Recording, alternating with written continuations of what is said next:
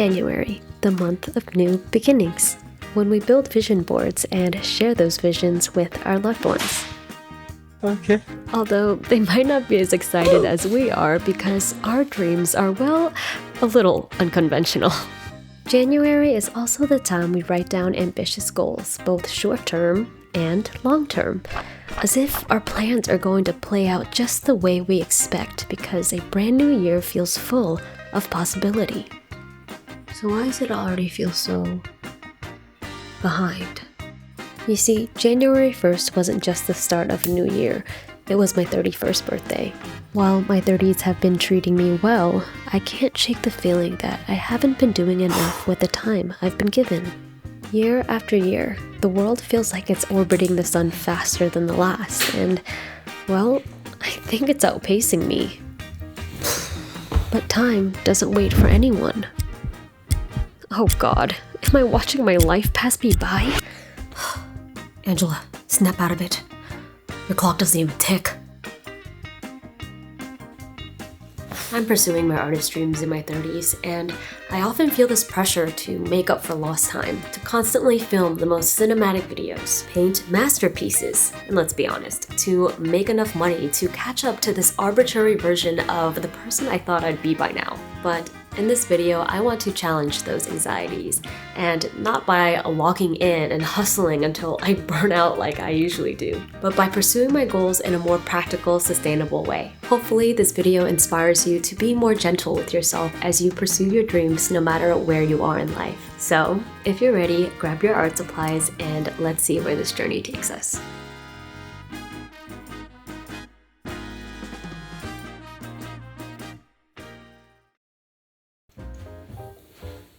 Hello. Today I am finally starting to work on my Patreon. And I am scared. I've been wanting to do this since my 20s. I said when I reached 10K Instagram followers, I would do it. Then 10K came, then 20K came, then 20K on YouTube came.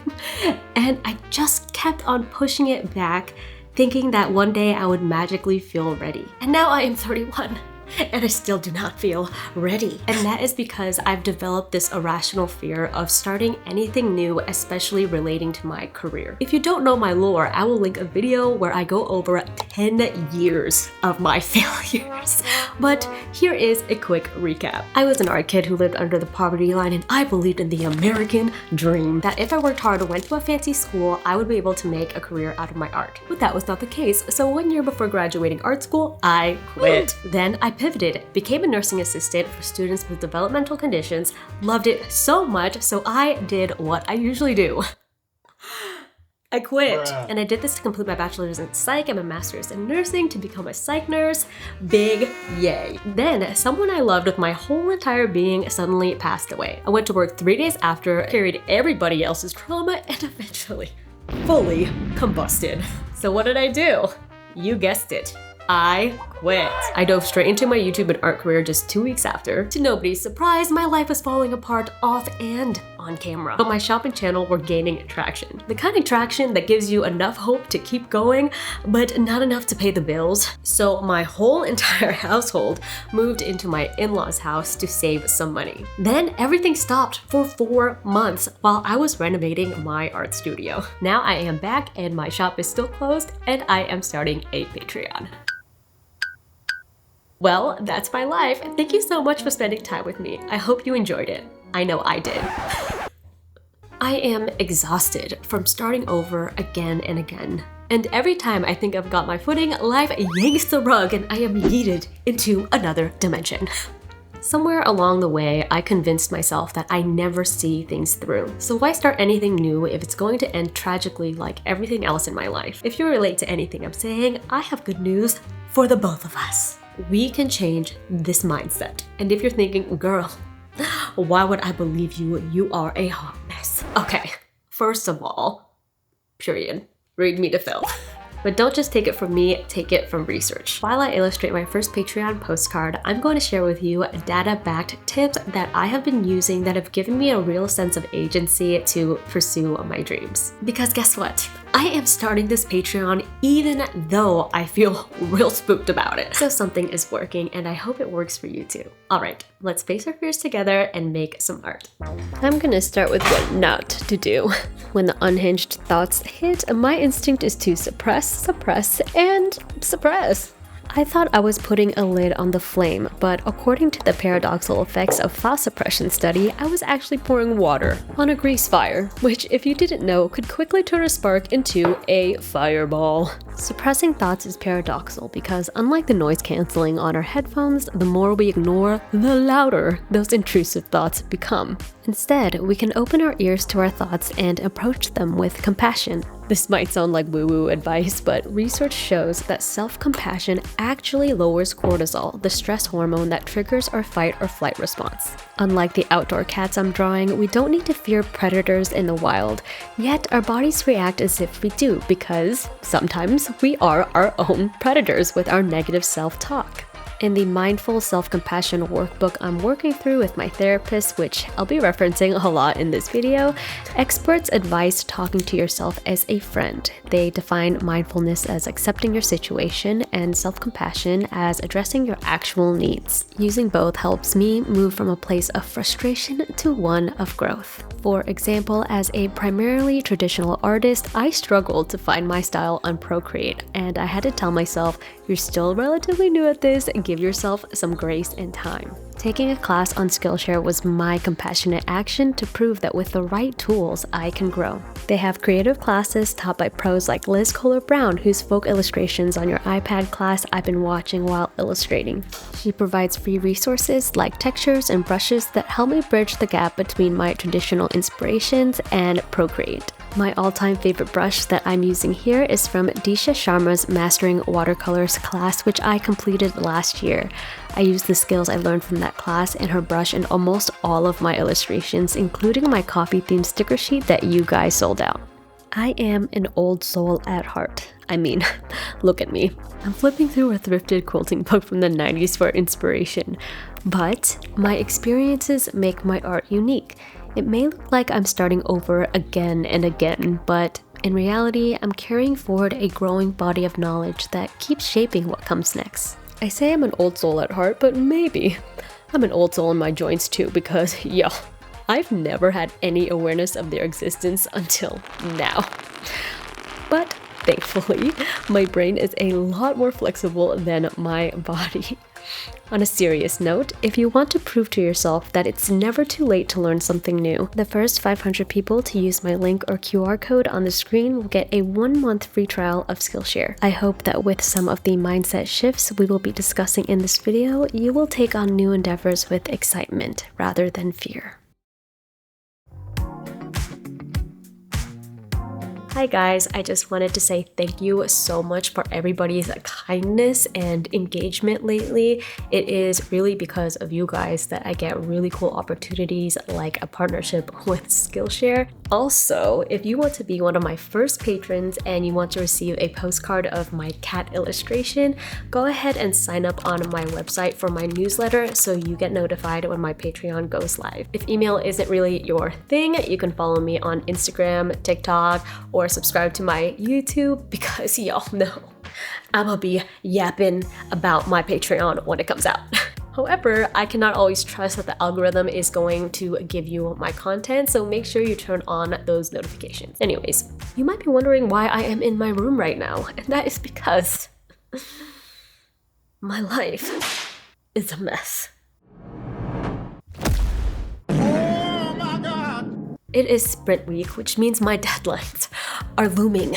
I find that when I finally feel like I'm caught up with work, I am behind in everything else in my life. These incomplete tasks would make me lose sleep or make me forget to eat, and that is not healthy. But lately, I've been more accepting of the fact that my checklist will never be all marked off. And this has helped me a lot mentally and physically. If you're taking care of yourself, you'll be eating nutritious meals, and that means there will always be dishes. If you're taking care of your hygiene and changing your clothes, you are bound to have clothes in a laundry basket. And if you're taking care of your career, sometimes your room looks a little bit like mine. And I am here today to say that is okay. It is a lot easier to live your life when you give yourself permission to be a little unbalanced sometimes. So I want to tackle cleaning my room and my bathroom today. There are clean clothes on the floor I have to fold. There is another load in the laundry as we speak.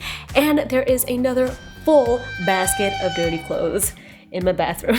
If you too have tasks that you need to catch up on today, use me as a body double as I discuss practical ways I have been practicing self-compassion. Oh my god. Okay. Shake it off. Shake it off. All right. 3, 2, 1. After 7 months of living here, we finally budgeted enough to purchase bedding that fits this mattress. So, you bet I'm going all out making this bed. I need you to get up, my dear. My dog is a big fan of the duvet, but that's not saying much because she has 0 standards for where she naps, just like me. Which is why I cannot do traditional meditation. My ohms will become Z's.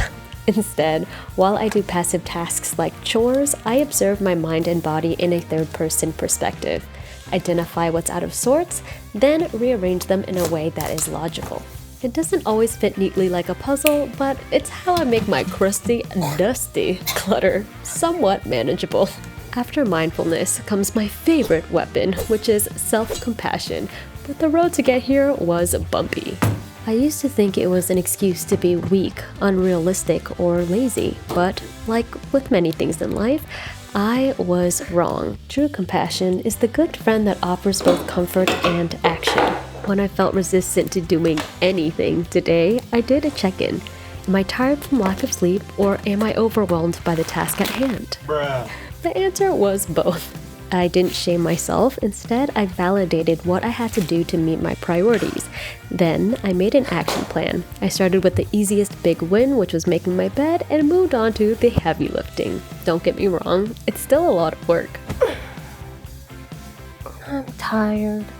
But it's work I'm investing in myself. By sunset, I was able to take a nap in my newly washed pajamas and cozy bed with a clear mind. Let's address this work in progress that's been sitting in my studio, left untouched for literally a month. I guess work out of progress is a little more accurate. What had happened was nothing, clearly. Because I was miserable painting this. My ambitious self decided it was time for me to become an oil painting intellectual. I wanted the traditional oils, the fancy mediums. If it ain't given Renaissance, I don't want it. But oil paints are toxic, so unless I wanted to see colors that weren't there, I had to blast the fan, open the windows in the middle of winter. I think y'all see where I'm going with this. Turns out, big head doesn't mean big brain. Behind the scenes of my cinematic video, my studio was a survivalist camp. My paper towels were flying off my art cart and my fingers were turning as blue as my rubber gloves. I can't handle that. I am not built different, okay? At best, I am built a little under average. Anyways, I decided to wait for this baby to dry so I could finish it with water mixable oils instead. But the drying time for traditional oils is an eternity. It's been 84 years of me watching paint dry. So I'm going to work on this baby today. Yay! Y'all, I am actually dreading this. This is going to be my first time using water mixable oils, and the only medium I can use in this enclosed space is oil, which will slow down drying time on a medium that is already slow drying. But this drag got me thinking, why? You know, like, what's the rush?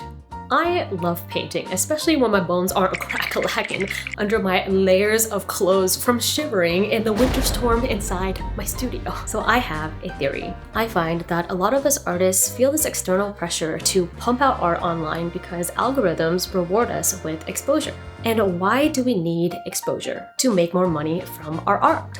And why do we want to make money from our art? Well, to have the time and resources to make more art. Sometimes I feel like I'm running on a hamster wheel. And how many times have we been fed this imagery of a ladder when it comes to upward mobility? Climb the corporate ladder and you'll get to the top, when in reality, it feels like a rat race. Well, lately I've been trying another path. One that is a little unconventional, but a whole lot more fun and still based in reality. So let's have a little yap session while I turn this piece of work back into a work in progress. As expected, my old oil paints weren't completely dry. At least my still wet palette lives up to its name. And how lucky was I to be scraping off paint on the job. Just a few years ago, life looked very different.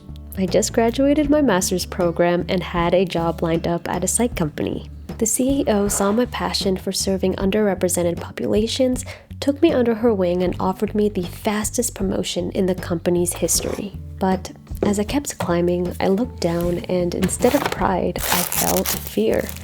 I realized I wasn't just moving up, I was moving away from the inner child I thought I was protecting. The corporate ladder was not a good fit for my very abstract life. And the hamster wheel, it's just a ladder folded in on itself. When the rewards stop being enough, we trade more of our time painting and reworking a future that rarely ends up looking like what we imagined. After I quit my job, it felt like I'd fallen from skyscraper heights, so I leaned on the same militant discipline I used in my nursing career, hoping that it would make up for lost momentum. But my therapist offered me a different analogy. She said, "What if this ladder has rungs that go horizontally?" Which made me think of monkey bars and then a whole playground. One filled with twists and turns, tan bark to soften your falls, and a journey that values movement over destination. Like these oil paints, I've become more flexible, but still accountable. I give big projects like YouTube videos and larger paintings about a month, and balance them with quicker formats like sketching, iPad illustrations, or short-form posts each week. This rhythm gives me a sense of forward motion. It gives me novelty and completion and the daily dopamine my brain craves. So when I have works in progress like this painting, I don't rush because I'm not behind. It just means I'm still on the playground and recess is in session. 'Tis nightfall, the sun has set, and the day is spent. It is nighttime, y'all, and I have changed into my jammies. Do you like them? Because, I love them. My sister and my brother-in-law bought my husband and I a matching set of pajamas of my dog's face. Yes! Low-key, I feel like Bruno Mars in this set. Do you see the vision? Do you see it? Speaking of vision, I want to share with you my vision board tonight. In my last video, I wrote concrete goals in my journal, but my vision board is more of an expression of my intentions for the year. And after I made this, I realized that most of the things on here are what I wanted as a child. So many of us, and I say us because I am guilty of this, we want a huge transformation every new year and are disappointed by the end of the year when we realize deep down we're the same. Tonight, I'm wondering, is that such a bad thing? I'm most insecure and anxious when I'm trying to live up to everybody else's standard, and sometimes I mistake those expectations for my own. For example, I am very insecure about my finances, but when you look at this vision board, nothing screams luxury. And I know that is really surprising because I look like Bruno Mars. Bruh. Girl focus. What I'm saying is, my vision for this year is to be more me and not Bruno Mars. Okay. I'm sorry, I'm gonna stop. I'll stop. What being more me looks like is painting more, going into nature more. However, the last 3 times my sister, my dog, and I have walked near our neighborhood, and there have been predators. Most recently, there was a coyote that was following us so closely. A woman thought that we had an off-leash dog, and we were walking like this for half a mile until a woman frantically notified us when she realized that it was not in fact a huge dog. It was a coyote wanting to eat my little baby for lunch. Yeah, if you haven't caught on, we have zero life preservation skills. Clearly. And the 2 times before that, the predators were men cat calling us. We live in a society. So, be safe out there, girlies. And the places I personally feel safe going to are libraries. If you are not using and abusing your library card, what is you even doing? And if you're like Angela, my library doesn't even feel safe. And it honestly smells like pee. I've been there, I get it. What you gonna do is drive over to the next bougie town, go in their library, and it is a whole different ball game. There are levels, okay? When I go into a library that is well funded, I'm like, oh, he got money. And they don't gotta know that I don't. How will they know? I mean, look at me. I look like I own a platinum card, and that card is my library card. And it makes me feel powerful. Not only do I get to read books for free, I get to listen to audiobooks for free on Libby, on my phone, non-sponsored, but I love doing that while I knit. Speaking of knitting, you could also check out magazines and books with knitting patterns, craft books, all the things have I mentioned. I love knitting. It's not focused. Oh, there you go. 2016's back. Let's do one of these. Okay. I picked up knitting a few months ago and it single-handedly cured my phone addiction. But even more valuable than that is the community that comes with knitting. My other safe space is... it's the yarn store. I try to go there every week to knit with the girlies. These women have worked 9 to 5s, raised children, grandchildren, pets, and somehow managed to dedicate decades into multiple art forms like quilting, making panoramas, painting. I am so inspired by them, and my perspective is slowly shifting. Instead of anxiously wondering if I'll be this different person next year, I am actually really excited to see where I'll be in 20, 30 years. And if that's knitting in a yarn store, I'd be happy. And this shift is also making me look at my past more fondly. On this vision board are chickens. And my first ever pet was a little white chicken named Snowflake. Kind of like this little mama's right here. And when she passed away, I was miserable. I sobbed for months, was doodling chickens all over my homework and my binders, and my parents were like, you are never getting a pet ever again. And ever since then, I kept this little prayer in my heart that I wanted to raise chickens in the future. When I moved into this house, I was chicken sitting for my father-in-law as he was transitioning into his next home, and I tried not to get too attached to these chickens, but it happened anyways because after a few months, he asked us if we could adopt them. I remember so vividly watching them jump out of their coop one by one as mine. I named them, and as I was watching them kick up the dirt, I started crying. And not because of the mess that would inevitably need to be cleaned up, because that's my husband's job. I cried because I realized that although so many years and painful seasons have passed, I was so well taken care of. That God had answered my big prayers, like giving me the resources to give this artist and YouTube thing a shot, but also the delicate prayers, the small wishes I would whisper under my blanket with my hands clasped like this as a kid. It's midnight and I am babbling so many of my cheesy, unfiltered thoughts. Are you bored? Comment below. Actually, don't. Don't tell me. If you're bored, just don't tell me. Okay. I'm going to bed. Good night. These memories we look back on so fondly are just an accumulation of todays that have passed. The best thing we could do for our future selves is accept and nurture who we are in the present. Not all days will be productive or joyful, but it's up to us to show up tenderly. Oh, hello. Hello. Hello. Make moments so rich you can't help but make art about it, and let your art bring color back into your life. Each day is a stitch you place in the garment that tells your story, and although it's not done, it fits because it's made to measure. So don't worry about tomorrow. Tomorrow will worry for itself. But when that feels hard, lean on reliable sources who can help you see your life from a bird's eye view. You'll see that there are many paths you have taken and many more you will take.